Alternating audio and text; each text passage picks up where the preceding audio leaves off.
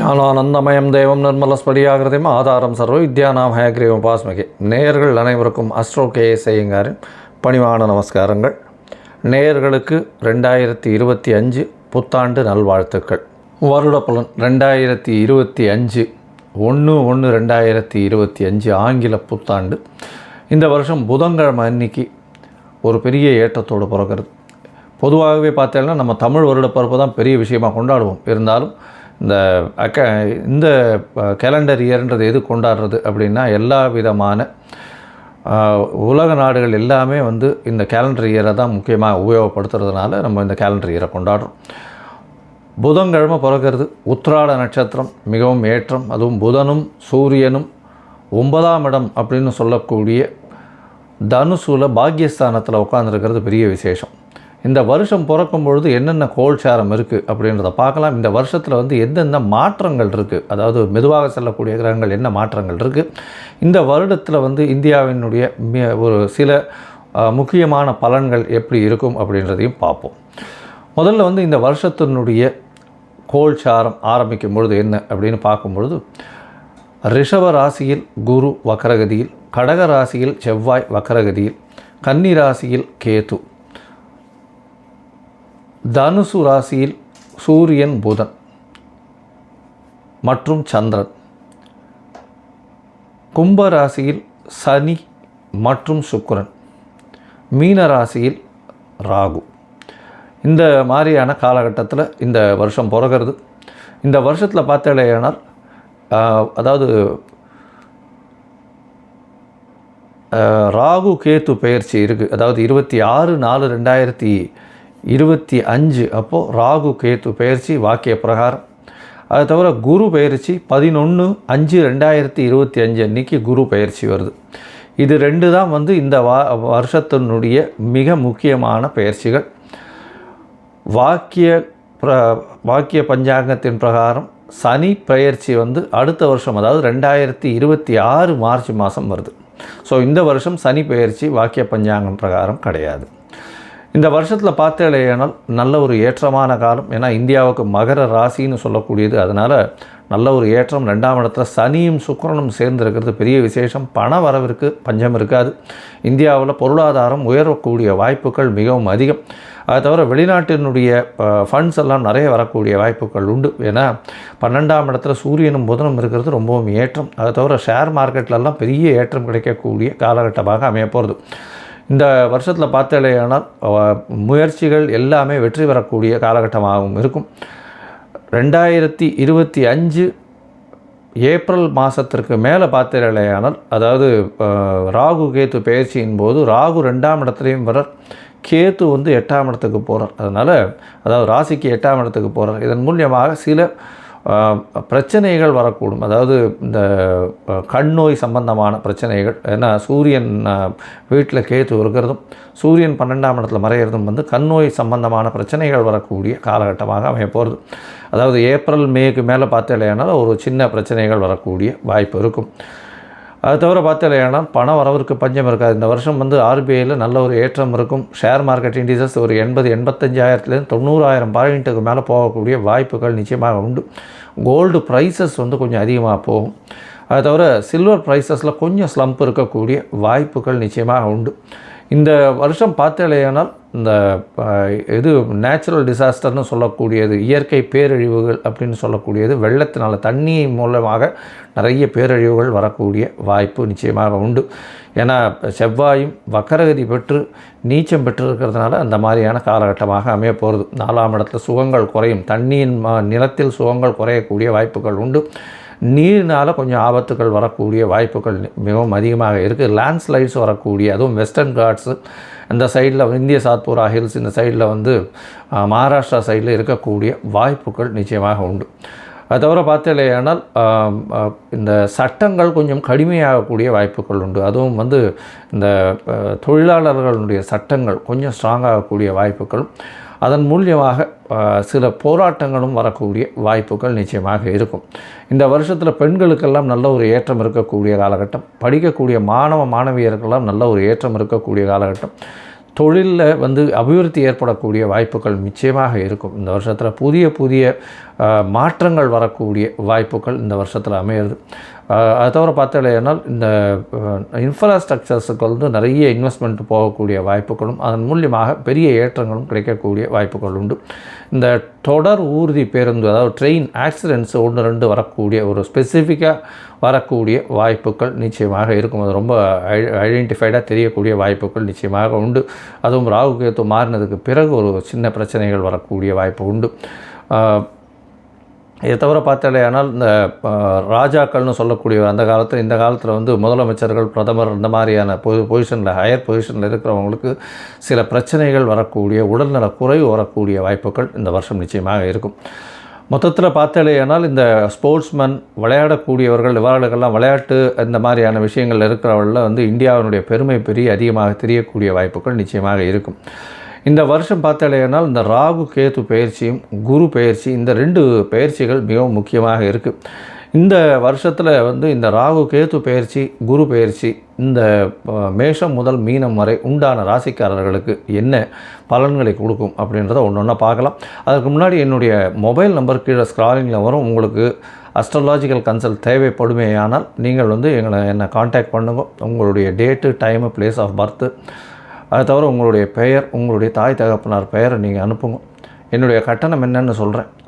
கட்டணத்தை செலுத்திட்டு அதுக்கு உண்டான UTR நம்பர் ஷேர் பண்ணாலும் உங்களுடைய ஜாதகத்தை போட்டு சந்தி இருக்கா அப்படின்றத பார்த்து, அதாவது உங்களுடைய ராசி சந்தி, நட்சத்திர சந்தி, பாத சந்தி, அதை தவிர வந்து லக்ன சந்தி இருக்கா அப்படின்றத பார்த்துட்டு உங்களுக்கு உண்டான என்ன நட்சத்திரம்ன்றதை முதல்ல சொல்லி அதற்கு உண்டான தசாபுக்தி அந்தரம் சூக்ஷ்மம் என்ன நடக்கிறதுன்றதை பார்த்துட்டு இன்றைய கோச்சாரத்தில் எப்படி இருக்குன்றதையும் சொல்லிட்டு அந்த என்ன எளிய பரிகாரம் உங்களுடைய பிரச்சனைக்கு அப்படின்றதையும் சொல்கிறேன்.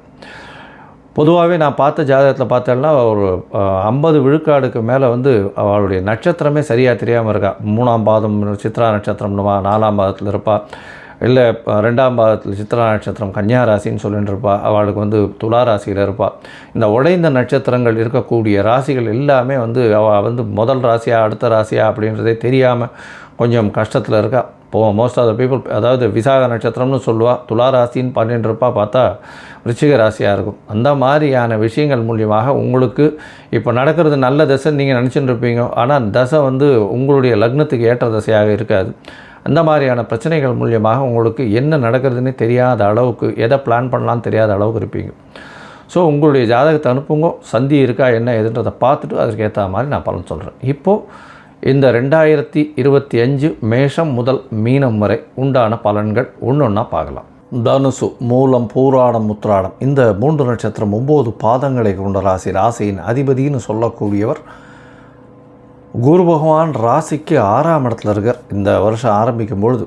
அதாவது இந்த வருஷம் 2025 பார்த்தேனால் 2 வகையாக பிரிச்சுக்கணும். ஒன்று மே 11 குரு மாறுறதையும் டிசம்பர் வரலும் உண்டான காலகட்டம். அதுக்கு முன்னாடி உண்டான மே 11க்கு முன்னாடி ஜனவரி 1ஆம் தேதியிலிருந்து மே 11ஆம் தேதி வரலும் உண்டான காலகட்டம். இப்போ பார்த்தீங்கன்னா உங்களுடைய ராசிநாதன் 6ஆம் இடத்துல வக்கரகதியில் இருக்கார். வக்கர நிவர்த்தியும் வந்து பிப்ரவரி மாதம் ஒரு 11-12 தேதி ஆறுது. அதற்கு பிறகு பார்த்தாலேயானால் 6ஆம் இடத்துல உங்களுடைய ராசிநாதன் இருக்கார். அது அந்தளவு ஏற்றம் இல்லை. மே மாதம் வரலும் பார்த்தாலேயானால் உடல் நலத்தில் சற்று பின்னடைவு இருக்கும். புதுசாக கடன் வாங்க வேண்டிய வேலை இருக்கும். அதை தவிர வேலையில் மாற்றங்கள் இருக்கக்கூடிய காலகட்டமாக அமையப்போகிறது. இந்த காலகட்டத்தில் பார்த்தாலேயானால் உங்களுடைய ராசிக்கு 3ஆம் இடத்துல இருக்கக்கூடிய சனி பகவான் இந்த வருஷம் மொத்தமே அங்கே தான் இருக்கார். அதனால் முயற்சிகள் எல்லாமே விடாமுயற்சி உங்களுக்கு நிச்சயமான வெற்றியை கொடுக்கக்கூடிய காலகட்டம். அதை தவிர பார்த்தாலேயானால் உங்களுடைய ராசிக்கு 4ஆம் இடத்தில் இருக்கக்கூடிய ராகு, அவர் உங்களுடைய ராசிக்கு 3ஆம் இடத்துக்கு வர்றார். அதாவது எப்போ அப்படின்னா 26/4/2025 இந்த காலகட்டம் வரலாம் பார்த்தாலேயானால் ராகு 4ஆம் இடத்தில் இருக்கிறதுனால தாயின் உடல்நிலையை சற்று பின்னடைவை கொடுப்பார். அதற்கு பிறகு பார்த்தாலேயானால் உங்களுடைய ராசிக்கு 4ஆம் இடத்தில் இருக்கக்கூடிய ராகு திடீர் பணவரவை ஏற்படுத்துவார். படிப்பில் வந்து டிஸ்ட்ராக்ஷன்ஸை கொடுப்பார். கான்சன்ட்ரேஷன் இல்லாமல் இருக்கக்கூடிய காலகட்டமாகவே. ராசிக்கு 10ஆம் இடத்துல இருக்கக்கூடிய கேது பகவான் தொழிலில் மாற்றத்தை கொடுப்பார். வேலையிலையும் மாற்றம் வரும். ஏன்னா குரு இருக்கிறதுனால தொழிலையும் வந்து இன்னும் அடிஷ்னலாக தொழில்கள் எடுத்து செய்யக்கூடிய வாய்ப்புகள் நிச்சயமாக உண்டு. தொழில் கர்மஸ்தானம் அப்படின்றதுனால புதிய கர்மக்கள், அதாவது புதிய தொழில்களை செய்து அதன் மூலியமாக உங்களுக்கு பணம் வரக்கூடிய வாய்ப்புகள் நிச்சயமாக இருக்கும். இந்த வருஷம் பார்த்தாலேயானால் மே மாதத்துக்கு மேலே உங்களுடைய ராசிக்கு சப்தமத்தில் குரு வர்றதுனால திருமணத்திற்கு பார்த்து கொண்டிருக்கக்கூடிய இளைஞர்களுக்கு கண்டிப்பாக திருமண பாக்கியம் இந்த தனுசு ராசிக்காரர்களுக்கு மே மாதத்துக்கு மேலே உண்டு. அதற்கு பிறகு பார்த்தாலேயானால் உங்களுடைய எதிர்பாலினத்தவர் மூலியமாக நல்ல ஒரு ஏற்றம் கிடைக்கக்கூடிய காலகட்டம். உங்களுடைய ராசிக்கு பார்த்தாலேயானால் பார்ட்னர்ஷிப் பிஸ்னஸில் பெரிய ஏற்றம் கிடைக்கக்கூடிய காலகட்டமாக அமையப்போகிறது. இந்த வருஷம் மே மாதத்துக்கு மேலே உங்களுடைய ராசிக்கு 11ஆம் இடத்தை குரு பார்க்குறார். அது ஒரு பெரிய சிறந்த இடம். ஏன்னா 11ஆம் இடத்தை குரு பார்க்குறது அப்படின்னும் பொழுது தனக்காரகனே லாபஸ்தானத்தை பார்க்குறதன் மூலியமாக எல்லா விதமான தொழில்கள்லையும் பெரிய ஏற்றம் கிடைக்கக்கூடிய காலகட்டம். அதனால் பார்த்தாலேயானால் உங்களுடைய ராசிக்கு 7ஆம் இடத்துக்குன்னா, அதாவது பார்ட்னர்ஷிப் பிஸ்னஸ்லாம் அபரிமிதமான ஏற்றம் கிடைக்கக்கூடிய வாய்ப்புகள் நிச்சயமாக உண்டு. உங்களுடைய ராசிக்கு 3ஆம் இடத்தையும் குரு பார்க்குறார். அது முயற்சி ஸ்தானத்தை குறிக்கும், இளைய சகோதரத்தை குறிக்கும். இதன் மூலியமாக பார்த்தாலேயானால் உங்களுக்கு எல்லா விதமான ஏற்றங்களும் இந்த வருஷம் வரக்கூடிய வாய்ப்புகள் நிச்சயமாக உண்டு.